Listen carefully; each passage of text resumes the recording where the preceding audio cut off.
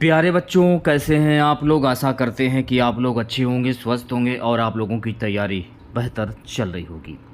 तो आज के इस वीडियो में जो आपका यूपी पुलिस कांस्टेबल का एग्ज़ाम होने वाला है 23 अगस्त से 31 अगस्त, उसी के जनरल हिंदी के टॉप मोस्ट इम्पॉर्टेंट क्वेश्चंस को यहाँ पर डिस्कस करने वाले हैं।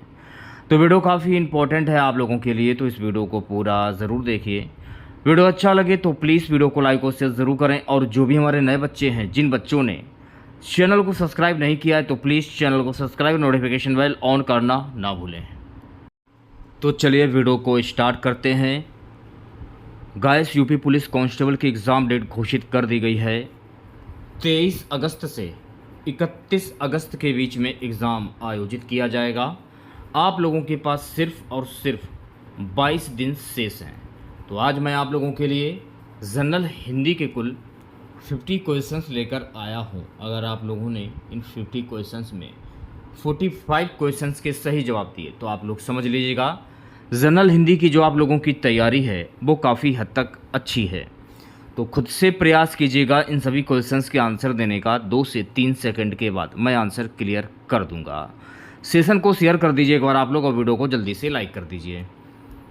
आज के सेशन में पहला क्वेश्चन, हिंदी वर्णमाला में व्यंजनों की संख्या कितनी होती है? 32, 34, 36 या 33? इंपॉर्टेंट क्वेश्चन है, 5 स्टार लगा लीजिए। हिंदी वर्णमाला में व्यंजनों की कुल संख्या होती है 33। अगर मैं बात करूं स्वर की, तो हिंदी वर्णमाला में स्वरों की संख्या कितनी होती है? ये भी प्रश्न पेपर में पूछा जा सकता है। तो हिंदी वर्णमाला में स्वरों की संख्या होती है 11। कौन कौन से? छोटा आ, बड़ा आ, छोटी ई, बड़ी ई, छोटा ऊ, बड़ा ऊ, ऋषि ऋषि, ऐसे ऐनक, ए ओ आओ। टोटल 11 स्वर होते हैं, ये भी आपको ध्यान में रखना है। और हिंदी वर्णों में स्वर और व्यंजन की कुल संख्या कितनी होती है? 52, जिसमें 11 स्वर और 41 व्यंजन होते हैं। ये भी फैक्ट आपको ध्यान में रखना है। छोटी छोटी चीज़ें हैं, उन्हें आपको ध्यान में रखना है। चलिए बढ़ते हैं नेक्स्ट क्वेश्चन की। नेक्स्ट क्वेश्चन देखिएगा मेरे प्यारे साथियों, नीचे एक एक शब्द की वर्तनी के अनेक रूप प्रस्तुत हैं, शुद्ध वर्तनी का चयन कीजिए। मैं आपको एक बात और बताना भूल गया। अगर मान लीजिए एग्ज़ाम में पूछ लिया जाए हिंदी वर्णमाला में मूल स्वरों की संख्या कितनी होती है, तो मेरे प्यारे साथियों हिंदी वर्णमाला में मूल स्वरों की संख्या होती हैं 4। तो ये भी फैक्ट आपको ध्यान में रखना है। तो यहाँ पर देखिए आपको शुद्ध वर्तनी का चयन करना है। इंपॉर्टेंट क्वेश्चन है, श्रृंगार कैसे लिखा जाता है? श्रृंगार की शुद्ध वर्तनी क्या होगी, ये आपको बताना है। जल्दी से आंसर दीजिए सभी बच्चे। श्रृंगार की शुद्ध वर्तनी क्या होगी? जल्दी से आंसर दीजिए। देखिए, अगर आप लोग श्रृंगार लिखते हैं ना, तो श्रृंगार लिखने का जो तरीका है वो ये रहा। श्रृंगार ऐसे लिखा जाता है। अध्येता, अध्येता कैसे लिखा जाता है? ये भी इंपॉर्टेंट क्वेश्चन है। तो मेरे प्यारे साथियों, अध्येता, अध्येता लिखने का जो तरीका है ना वो ये रहा। अध्येता ऐसे लिखा जाता है। कवित्री, अच्छा कवित्री कैसे लिखा जाता है? ये भी इंपॉर्टेंट क्वेश्चन है। कवित्री लिखने का तरीका क्या है? तो मेरे प्यारे साथियों, कवित्री लिखने का जो तरीका है वो ये रहा। ये भी इंपॉर्टेंट क्वेश्चन है, जो भी मैं आपको करा रहा हूँ इंपॉर्टेंट क्वेश्चन है। नक्षत्र कैसे लिखा जाता है गाइस? नक्षत्र लिखने का तरीका क्या है? नक्षत्र की शुद्ध वर्तनी क्या होगी? देखिए, अगर आप नक्षत्र लिखते हैं ना, तो नक्षत्र लिखने का तरीका ये रहा। नक्षत्र ऐसे लिखा जाता है, ठीक है। अंतर्ध्यान, अंतर्ध्यान कैसे लिखा जाता है? ये भी इंपॉर्टेंट क्वेश्चन है। अंतर्ध्यान लिखने का तरीका क्या है? तो मेरे प्यारे साथियों, अंतर्ध्यान की शुद्ध वर्तनी जो होगी वो ऐसी होगी। अंतर्ध्यान ऐसे लिखा जाता है। अगला प्रश्न हमारा, 2 वर्णों के मेल से होने वाले विकार को क्या कहते हैं? समास, संधि, प्रत्यय, उपसर्ग। इंपॉर्टेंट क्वेश्चन है, 5 स्टार लगा लीजिए, परीक्षा में आने वाला क्वेश्चन। 2 वर्णों के मेल से होने वाले विकार को क्या कहते हैं? संधि कहते हैं। तो ऑप्शन नंबर वी जो है आपका, ये बिल्कुल सही हो जाएगा। संधि कितनी प्रकार की होती हैं? तो मेरे प्यारे साथियों, संधि कुल 3 प्रकार की होती हैं। कौन कौन सी? स्वर संधि, व्यंजन संधि और विसर्ग संधि। तो ये भी फैक्ट आपको ध्यान में रखना है। देखिए, यहाँ पर आपको एक बात और ध्यान में रखना है, स्वर संधि के कितने भाग होते हैं, ये भी प्रश्न पेपर में पूछा जा सकता है। तो स्वर संधि के कुल 5 भेद होते हैं। कौन कौन से? दीर्घ संधि, गुण संधि, यण संधि, अयाधि संधि। दीर्घ संधि, गुण संधि, वृद्धि संधि, यण संधि और अयाधि संधि। तो ये भी फैक्ट आपको ध्यान में रखना है। चलिए बढ़ते हैं नेक्स्ट क्वेश्चंस की ओर। नेक्स्ट क्वेश्चंस देखेगा मेरे प्यारे साथियों। अगला प्रश्न हमारा है कि संतोष का संधि विच्छेद क्या होगा। इंपॉर्टेंट क्वेश्चन है, 5 स्टार लगा लीजिए। परीक्षा में आने वाला क्वेश्चन, संतोष का संधि विच्छेद क्या होगा। देखिए, जब आप इसकी संधि करेंगे, जब आप इसे तोड़ेंगे तो इसकी संधि होती है शम धन तोष, यानी ऑप्शन नंबर ए जो है आपका ये बिल्कुल करेक्ट हो जाएगा। अगर एग्जाम में पूछ लिया जाए संतोष में प्रयुक्त संधि क्या होगी, तो संतोष में प्रयुक्त संधि हो जाएगी व्यंजन संधि। क्यों होगी, ये निशान देख रहे हैं आप लोग, ये व्यंजन का निशान होता है, ये आपको ध्यान में रखना है। ठीक है, नेक्स्ट क्वेश्चन देखेगा। नेक्स्ट क्वेश्चन हमारा मेरे प्यारे साथियों, उज्ज्वल का संधि विच्छेद क्या होगा। उज्ज्वल का संधि विच्छेद क्या होता है। पूरे 50 क्वेश्चंस का टेस्ट है, पूरा टेस्ट लगाइएगा, 20 से छोड़कर किसी भी बच्चे को नहीं जाना है। आज की क्लास में आपको बहुत ही इंपॉर्टेंट क्वेश्चंस मिलने वाले हैं। आप लोगों के पास सिर्फ और सिर्फ 22 दिन का समय बचा हुआ है, सिर्फ और सिर्फ 22 दिन। 22 दिन में जितनी भी मेहनत आप कर सकते हैं मेहनत कर लीजिए, क्योंकि आने वाले समय में अब वैकेंसी यूपी पुलिस की नहीं आने वाली है। उज्ज्वल का सही संधि विच्छेद क्या होता है, तो मेरे प्यारे साथियों उज्ज्वल का सही संधि विच्छेद होता है उत धन ज्वल। क्या होता है, उत धन ज्वल। अगर मान लीजिए पेपर में पूछ लिया जाए उज्ज्वल में प्रयुक्त संधि क्या होगी, तो मेरे प्यारे साथियों उज्ज्वल में प्रयुक्त संधि होती है व्यंजन संधि। क्यों होगी, हलंत देख रहे हैं आप लोग, ये हलंत जो है ये मेन कॉमन है पहचानने का व्यंजन संधि का, इतना आपको ध्यान में रखना है। नेक्स्ट क्वेश्चन देखेगा, विश्वामित्र का संधि विच्छेद क्या होगा। इंपॉर्टेंट क्वेश्चन है, 5 स्टार लगा लीजिए। तो विश्व धन आमित्र, ऑप्शन नंबर सी जो है आपका ये बिल्कुल करेक्ट हो जाएगा। मान लीजिए अगर पेपर में पूछ लिया जाए कि विश्वामित्र में प्रयुक्त संधि क्या होगी, तो मेरी बात को ध्यानपूर्वक सुनेगा। इसको तो मान लिया जाएगा छोटा आ, इसको भी मान लिया जाएगा छोटा आ। तो छोटा आ प्लस छोटा आ मिलकर क्या बना, तो मेरे प्यारे साथियों छोटा आ प्लस छोटा आ मिलकर बना जाके बड़ा आ। ठीक है, तो नियम के अनुसार बड़ा आ किस में आता है, तो बड़ा आ आता है दीर्घ स्वर संधि में। तो ये फैक्ट आपको ध्यान में रखना है, तोड़ना सीख लीजिए, संधि अपने आप ही आप करने लगेंगे। ठीक है, तो विश्वामित्र में प्रयुक्त संधि क्या होगी, दीर्घ स्वर संधि। तो ये भी आपको ध्यान में रखना है। ठीक है, नेक्स्ट क्वेश्चन देखिएगा, संगम का संधि विच्छेद क्या होगा। इंपॉर्टेंट क्वेश्चन है, 5 स्टार लगा लीजिए। शम धन गम, शम धन गम, संगम का संधि विच्छेद क्या होता है, शम धन गम। अच्छा, संगम में प्रयुक्त संधि कौन सी होगी, व्यंजन संधि होगी। तो मैं आपको क्या बताया था, जब भी ये हलंत अगर लगा हो, हलंत देखकर आप पहचान सकते हैं कि इसमें व्यंजन संधि हो जाएगी। बस आपको इतना ध्यान में रखना है। नेक्स्ट क्वेश्चन देखेगा मेरे प्यारे साथियों, क्षमा शब्द का अर्थ होता है, संक्षेप टिप्पणी सार व्यास। इंपॉर्टेंट क्वेश्चन है। तो समास शब्द का अर्थ क्या होता है, संक्षेप होता है। ऑप्शन नंबर ए जो है आपका ये बिल्कुल सही हो जाएगा। अब मैं आप लोगों को समास का अर्थ विस्तार पूर्वक बता देता हूँ। समास का शाब्दिक अर्थ होता है छोटा रूप। जब 2 या 2 से अधिक शब्द मिलकर जो नया और छोटा शब्द बनता है उस शब्द को समास कहते हैं। जैसे कि रसोई घर, रसोई के लिए घर, यह आपको ध्यान में रखना है। तो मेरे प्यारे साथियों अगला प्रश्न देखेगा, अनायास में कौन सा समास है। इंपॉर्टेंट क्वेश्चन है, 5 स्टार लगा लीजिए। अब देखिए, अनायास में द्विगु समास तो होगा नहीं, जाहिर सी बात है। द्वंद्वी समास नहीं होगा और कर्मधारय भी समास नहीं होगा, तो बचा आपका नर समास। तो नर समास इसमें हो जाएगा। तो बी ऑप्शन जो है आपका ये बिल्कुल करेक्ट हो जाएगा। नेक्स्ट क्वेश्चन देखेगा मेरे प्यारे साथियों, उपसर्ग का अर्थ, उपसर्ग का प्रयोग होता है शब्द के आगे, शब्द के पीछे। ये वाला क्वेश्चन है, एक बार आप लोग और देख लीजिएगा। अब इसमें पूछा ये जा रहा था कि अनायास में प्रयुक्त समास क्या होगा। तो देखिए, मैं आपको बता देना चाहता हूँ, जहाँ पर संख्यावाची शब्द होता है वहाँ द्विगु समास होता है, ये तो होगा नहीं। ठीक है, द्वंद्व समास बीच में योजक चिन्ह जहाँ पर होता है वो द्वंद्व समास होता है, लेकिन इसमें भी योजक चिन्ह नहीं, तो ये भी नहीं होगा। कर्मधारय समास, वह समास जिसका पद विशेषण एवं दूसरा पद विशेष होता है अथवा पूर्ण पद एवं उत्तर पद में उपमान उपमेय का संबंध माना जाता है, वह कर्मधारय समास कहलाता है। तो इसमें ऐसा कुछ है नहीं, उपमेय उपमान की समानता इसमें नहीं, तो ये भी नहीं होगा। लास्ट बार का नर समास बचता, तो ये हो जाएगा आंसर आपका। आशा करता है कि आप लोगों के समझ में आ गया होगा। उपसर्ग का प्रयोग होता है शब्द के आगे, शब्द के पीछे, शब्द के बीच में, इनमें से कोई नहीं।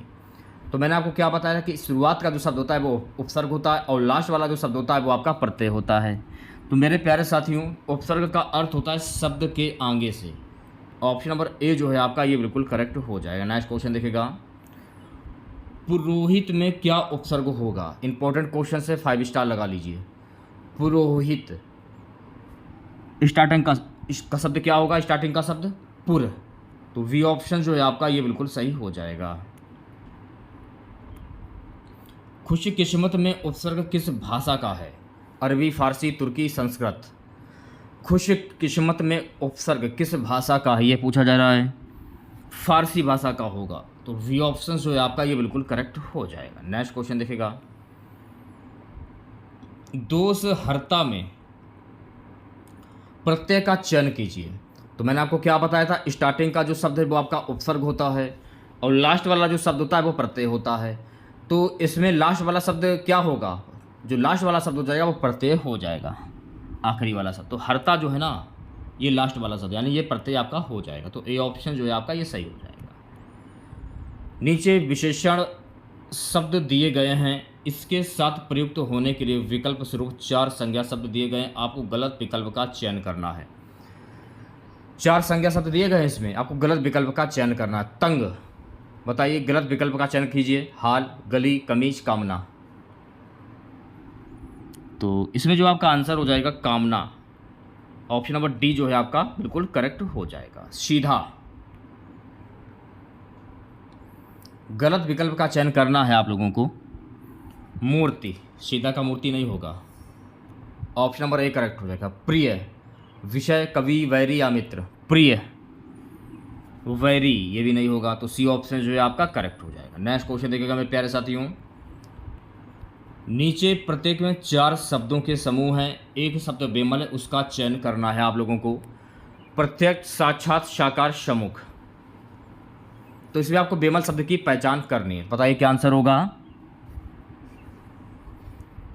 प्रत्यक्ष, साक्षात, सम्मुख, ये सभी शब्द तीनों एक समान है, यानी कोई व्यक्ति अगर आपके सामने खड़ा है तो उसको प्रत्यक्ष भी कह सकते हैं, साक्षात भी कह सकते हैं और सम्मुख भी कह सकते हैं। लेकिन साकार जो है ना ये आपका बिल्कुल बेमल शब्द हो जाएगा। अंत, प्रवेश, छोर, सिरा। अंत, छोर, सिरा, प्रवेश। बताइए क्या आंसर होगा? अब देखिए इसमें अंत जो है और छोर है और सिरा है। जैसे कि कोई डोरी है आपके हाथ में है, तो डोरी का अंत आपके हाथ में है तो आप उसको अंत भी कह सकते हैं, छोर भी कह सकते हैं और सिरा भी कह सकते हैं। लेकिन जो प्रवेश है ना ये बिल्कुल बेमल शब्द है। ठीक है, अंक, चिन्ह, संख्या, निशान। अब देखिए इसमें अंक, पेपर में आपको नंबर मिले तो आप उसको अंक भी कह सकते हैं, चिन्ह भी कह सकते हैं और संख्या भी कह सकते हैं। लेकिन जो आपका इसमें थोड़ा सा मिस्टेक हो रहा है हमसे, अंक, चिन्ह, निशान। लेकिन जो संख्या है ना, संख्या के अंडर में अंक भी आ जाता है, चिन्ह भी आ जाता है और निशान भी आ जाता है। तो ऑप्शन नंबर डी जो है आपका ये सही हो जाएगा, बिल्कुल बेमल शब्द है। ठीक है, नेक्स्ट क्वेश्चन देखिएगा मेरे प्यारे साथियों, अंधेर, धांधली, अशांति, अन्याय। अब देखिए अंधेर, चोरी की, तो चोरी करने पे आप अंधेर भी कह सकते हैं, धांधली भी कह सकते हैं और अन्याय भी कह सकते हैं। लेकिन जो अशांति शब्द है ना, अशांति, ये आपका बेमल शब्द हो जाए, क्योंकि अशांति का अंधेर, धांधली और अन्याय से कहीं लेना देना दूर दूर तक नहीं है। अनिष्ट, अशुभ, अहित, हानि। जैसे कि मान लीजिए कोई प्रोग्राम आपके यहाँ हो रहा है, कुछ गड़बड़ हो गई तो आप उसको अनिष्ट भी कह सकते हैं, अशुभ भी कह सकते हैं और अहित भी कह सकते हैं। लेकिन जो हानि है ना, हानि, ये शब्द इन तीनों का मिला जुला रूप है, इसलिए हानि जो है ये आपका बेमल शब्द हो जाएगा। तो डी ऑप्शन जो है आपका करेक्ट हो जाएगा। चलिए बढ़ते हैं नेक्स्ट क्वेश्चन की ओर। नेक्स्ट क्वेश्चन देखेगा सभी बच्चे, सरस्वती का पर्यायवाची शब्द नहीं है। पीड़ा, पाड़ी, कमला, शारदा, वाणी। देखिए कमला जो है ना ये सरस्वती का पर्यायवाची शब्द नहीं है। तो देखिए मैं आपको बता देना चाहता हूं कि कमला जो है ना ये भार्गवी का पर्यायवाची शब्द है। भार्गवी का, भार्गवी, भार्गवी का पर्यायवाची शब्द हो जाएगा। वाणी हुआ और वीणा, पाड़ी हुआ, शारदा हुआ, ये सभी शब्द सरस्वती के पर्यायवाची शब्द हो जाएंगे। ठीक है, नेक्स्ट क्वेश्चन देखिएगा मेरे प्यारे साथियों, भुजंग का पर्यायवाची शब्द नहीं है। व्याल, गरुण, सर्प, पनग। तो देखिए गरुण जो है ना ये खगपति का पर्यायवाची शब्द होता है, इसलिए इस क्वेश्चन का सही जवाब हो जाएगा ऑप्शन नंबर बी। बल्कि व्याल हुआ, सर्प हुआ और पनग हुआ, ये सभी शब्द भुजंग के पर्यायवाची शब्द हो जाएंगे। भुजंग का अर्थ क्या होता है? सर्प यानी कि सांप। अगला प्रश्न हमारा है गाइस कि जलद का पर्यायवाची शब्द नहीं है। घन, वारिद, अंबर, बलाहक। तो मेरे प्यारे साथियों, अंबर जो है ना, ये जलद का पर्यायवाची शब्द नहीं है। तो देखिए, अंबर जो है ना, ये आकाश का पर्यायवाची शब्द हो जाएगा, बल्कि घन हुआ, वारिद हुआ और बलाहक हुआ, ये जलद का पर्यायवाची शब्द हो जाएगा। ठीक है, अगला प्रश्न देखेगा। नेक्स्ट क्वेश्चन हमारा, अनुचर का पर्यायवाची शब्द नहीं है। सेवक, चाकर, निर्जर, भृत्य। तो मेरे प्यारे साथियों, निर्जर जो है ना, ये अनुचर का पर्यायवाची शब्द नहीं है। तो देखिए, मैं आपको बता देना चाहता हूँ कि जो निर्जर है ना, निर्जर, तो देखिए निर्जर जो है ना, ये सुर का पर्यायवाची शब्द है। और सेवक हुआ, चाकर हुआ और भृत्य हुआ, ये अनुचर का पर्यायवाची शब्द हो जाएगा। तो सी ऑप्शन जो है आपका ये बिल्कुल करेक्ट हो जाएगा। चलिए बढ़ते हैं नेक्स्ट क्वेश्चन की ओर। चतुर का पर्यायवाची शब्द नहीं है। दक्ष, नागर, पटु, देवप्रिय। चतुर का पर्यायवाची शब्द नहीं है। तो मेरे प्यारे साथियों, देवप्रिय जो है ना, ये चतुर का पर्यायवाची शब्द नहीं है। तो देवप्रिय जो है ना, ये देवता का पर्यायवाची शब्द हो जाएगा, बल्कि दक्ष हुआ, नागर हुआ और पटु हुआ, ये चतुर का पर्यायवाची शब्द हो जाएगा। चलिए बढ़ते हैं नेक्स्ट क्वेश्चन की ओर। तो मेरे प्यारे साथियों, नेक्स्ट क्वेश्चन हमारा है, नीचे मुख्य शब्द के 4 अर्थ दिए गए हैं, सर्वाधिक उपयुक्त अर्थ का चयन कीजिए। प्रतिघात का अर्थ क्या होता है? चोट के बदले चोट, भारी चोट, हत्या, उल्टे हाथ से चोट। प्रतिघात, तो प्रतिघात का अर्थ क्या होता है? तो मेरे प्यारे साथियों, प्रतिघात का अर्थ होता है चोट के बदले चोट। ऑप्शन नंबर ए जो है आपका ये बिल्कुल करेक्ट हो जाएगा। ठीक है, नेक्स्ट क्वेश्चन देखिएगा मेरे प्यारे साथियों। अशक्त का जो है उपयुक्त अर्थ क्या होगा? अशक्त का उपयुक्त अर्थ क्या होता है? आशक्त, शक्तिमान, असक्षम, शक्ति प्राप्ति के लिए प्रयत्नवान। अशक्त का अर्थ क्या होता है? तो मेरे प्यारे साथियों, अशक्त का अर्थ होता है असक्षम, यानी सी ऑप्शन जो है आपका बिल्कुल करेक्ट हो जाएगा। रंग भवन, रंगा हुआ भवन, नाट्यगृह, रंग बनाने का कारखाना, रंग रलियां बनाने का स्थान। रंग भवन का अर्थ क्या होता है? तो मेरे प्यारे साथियों, रंग भवन का अर्थ होता है रंग बनाने का कारखाना। तो सी ऑप्शन जो है आपका ये सही हो जाएगा। नेक्स्ट क्वेश्चन देखिएगा मेरे प्यारे साथियों, 34वां क्वेश्चन हमारा, त्रिकालज्ञ। त्रिकालज्ञ का अर्थ क्या होता है? 3 समय तक, तीनों समय होने वाला, कालातीत, सर्वज्ञ। त्रिकालज्ञ, त्रिकालज्ञ का अर्थ होता है सर्वज्ञ, यानी डी ऑप्शन जो है आपका ये बिल्कुल करेक्ट हो जाएगा। उत्तंग का अर्थ क्या होता है? फैला हुआ, बहुत दूर, ऊंचा, मनमाना। तो उत्तंग का अर्थ होता है ऑप्शन नंबर डी, यानी कि मनमाना। डी ऑप्शन जो है आपका ये बिल्कुल सही हो जाएगा। चलिए बढ़ते हैं नेक्स्ट क्वेश्चन की ओर। तो मेरे प्यारे साथियों, अगला प्रश्न हमारा, अनागत का विलोम शब्द क्या होगा? वर्तमान, भूतकालिक, विगत, आगत। अनागत का विलोम शब्द क्या होता है? तो मेरे प्यारे साथियों, अनागत का विलोम शब्द होता है ऑप्शन नंबर डी, यानी कि आगत। नेक्स्ट क्वेश्चन देखिएगा, अधुनातन का विलोम शब्द क्या होता है? पुरातन, भूतकालिक, प्राचीन, विगतकालीन।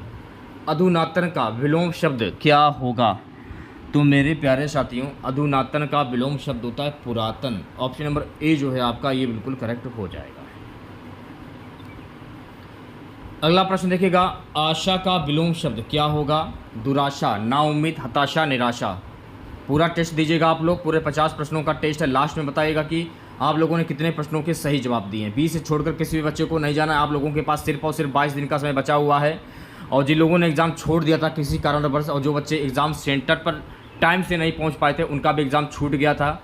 और जो बच्चे, ऐसे ही बहुत सारे ऐसे बच्चे थे जो किसी कारणवश एग्ज़ाम देने नहीं जा पाए थे, कुछ समस्याएं आ गई थी, तो उन बच्चों को भी एग्ज़ाम देने दिया जाएगा। ऐसा नहीं कि जिन लोगों ने एग्ज़ाम दिया है वही एग्ज़ाम दे पाएँ।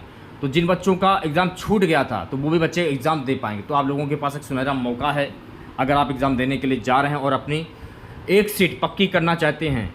लगभग 60,000 वैकेंसी हैं, 60,000 प्लस कुछ करके वैकेंसी। अगर आप अपनी एक सीट पक्की करना चाहते हैं तो 60 लाख फॉर्म पड़ा है, और ये संख्या बहुत ही ज़्यादा है। आप लोगों को पता है कि पिछली वैकेंसी आप लोगों की वर्ष 2018 में आई थी, और लगभग 4 साल के बाद, 4 से 5 साल के बाद ये वैकेंसी देखने को मिली है आप लोगों को।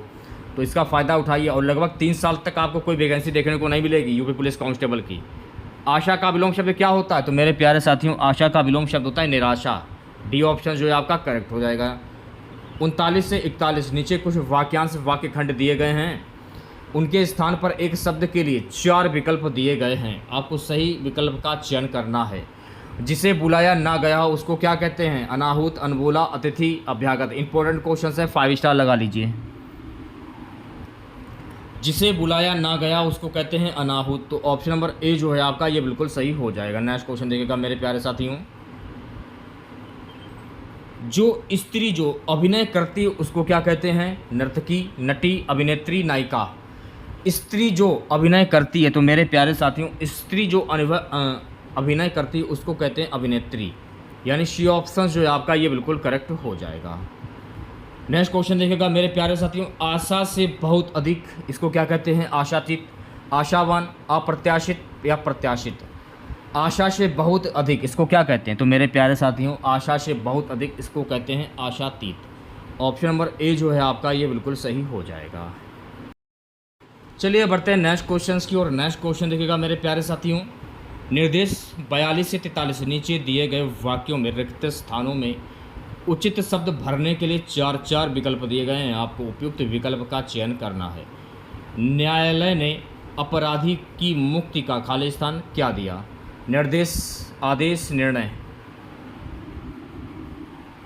तो न्यायालय ने अपराधी की मुक्ति का क्या दिया? आदेश दिया। तो सी ऑप्शन जो है आपका ये बिल्कुल सही हो जाएगा। नेक्स्ट क्वेश्चन देखिएगा मेरे प्यारे साथियों। खाली स्थान, पूर्ण व्यवहार भारतीय समाज की सबसे बड़ी समस्या है। अनुशासन, व्यवस्था, प्रशासन या परंपरा। अनुशासन जो है ना, अनुशासन, पूर्ण व्यवहार भारतीय समाज की सबसे बड़ी समस्या। तो ऑप्शन नंबर ए जो है आपका ये बिल्कुल सही हो जाएगा।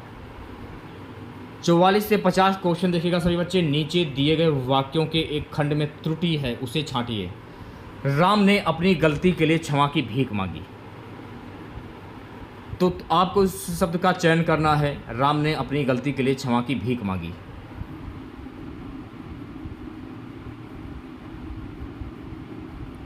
तो मेरे प्यारे साथियों भीख मांगी ये शब्द जो है आपका इसमें त्रुटि है। तो डी ऑप्शन जो है आपका ये सही हो जाएगा।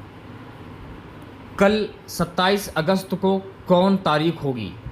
अब भैया मेरे कल 27 अगस्त को कौन सी हो सकता है, ना कि को कौन, ये थोड़ी होगा।